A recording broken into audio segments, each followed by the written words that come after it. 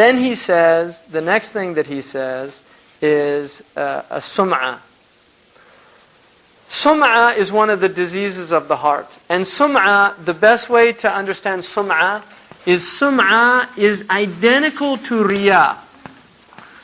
Except riya relates to the ni'mah of the ayn, al-ayn.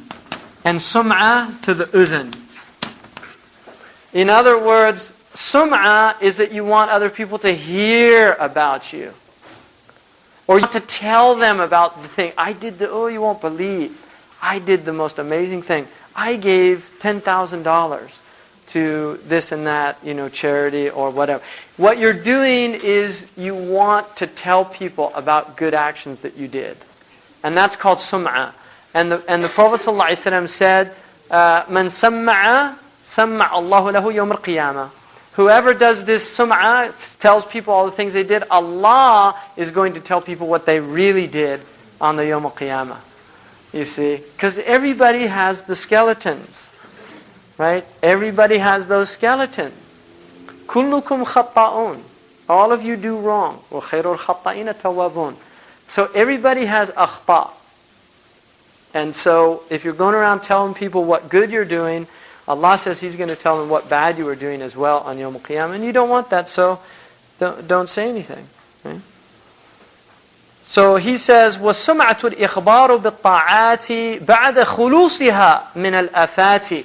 So you did the action for Allah, but then you went and told people about it. And so أَحْبَطَ الْأَعْمَالِ, you ruin it. لِبَعْضِ الْعَرَادِ الرِّيَاءِ وَالْعَمَلِ تُفْسِدُهُ وَلَكِنْ إِن تُبْتَنْ دَمَدْ. So what he's saying is, that there was riya related to it, and it ruins action. Sum'ah ruins your action. But if you make tawbah, then it rectifies it. Alright, so you can make tawbah from that. كَذَاكَ مَنْ فَعَلَهَا لِتُسْمَعَ فَهُوَ مُسَمِّعٌ لَدَى مَنْ قَدْ وَعَى. And he said also the one who does it in order to tell other people about it. So he didn't do it with ikhlas. He actually did it in the first place in order to tell other people. And that's also sum'ah. That's also. And in the note there, the difference between seeking reputation by telling others of one's deeds and showing off is that the former involves a sense of hearing and the latter of seeing.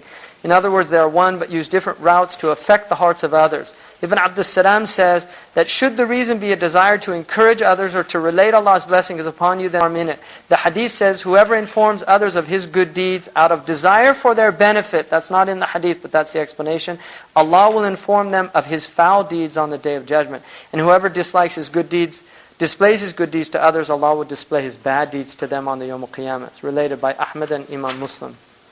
They always put, one of the sunnah of the muhaddithin is to put Imam Ahmad first because of his, even though Sahih Muslim is more sound than the Musnad of Imam Ahmad, the jalala of Imam Ahmad's maqam in the ummah, his exalted place, puts him first before the others. So you'll see that very often in books, that he's mentioned before Imam Muslim.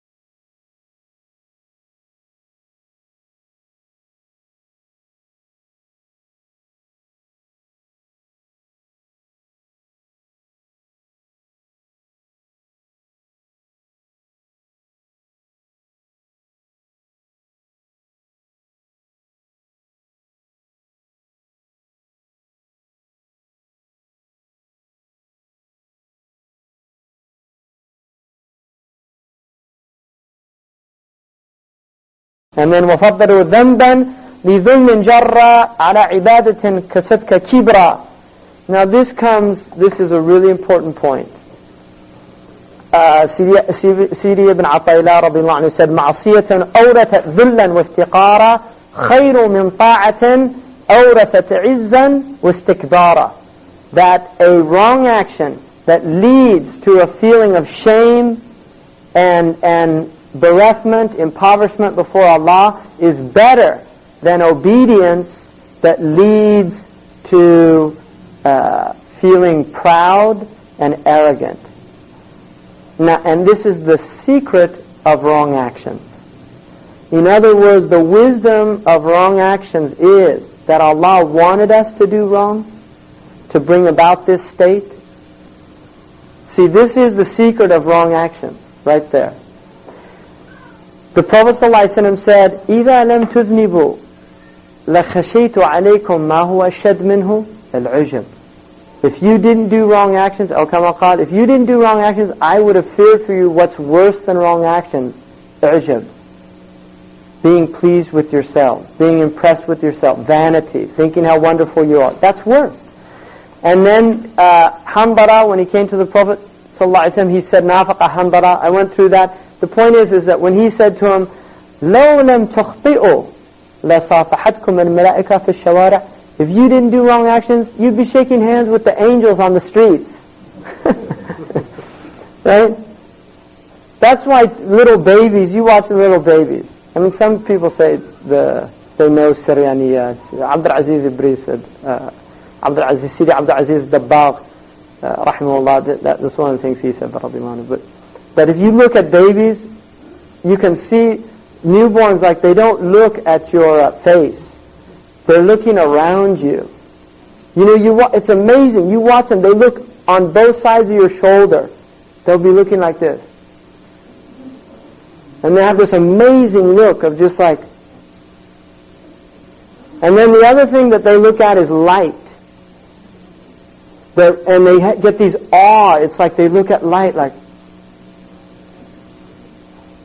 like reminding them of from where they came from. Because they come out of that present. You know, their arwah. We're in that present.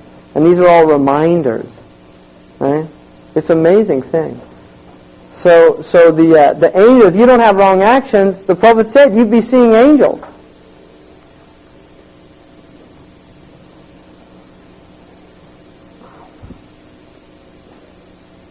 Now Sidi Ahmed Zarruq says about that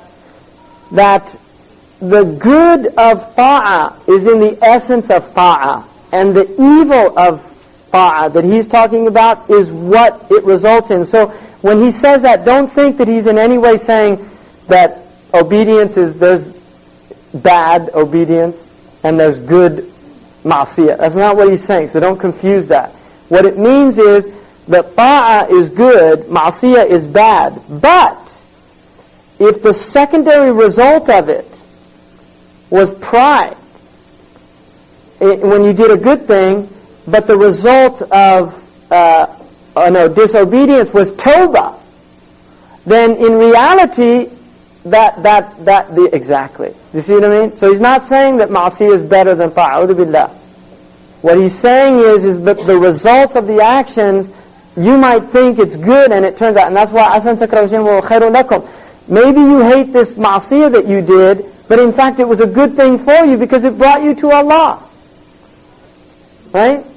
It brought you to Allah. Just like there's people here in America, they killed somebody or they robbed a store and they go to prison and they got guidance in their prison. That happened to a lot of people. So that disobedience that they did actually ended up being part of the causative process of the means by which they were given guidance. And so even though it was a disobedience, it was actually, it led them to guidance. So it wasn't a good thing, but it resulted in a good thing. And that's what he's saying. That a good action that results in a arrogance is worse. In other words, what it results in is worse than a wrong action that results in humility. And then he says, وَذَرَّةٌ مِّنْ عَمَلِ الْقَلْبِ الْعَلِي مِثْلُ الرِّضَى وَالزُّهْدِ وَالتَّوَكُّلِ أَفْضَلُ عِنْدَ اللَّهِ مِنْ جِبَالِ شَمَخْنَ مِنْ ظَوَاهِرِ الْعَمَالِ. This is really important.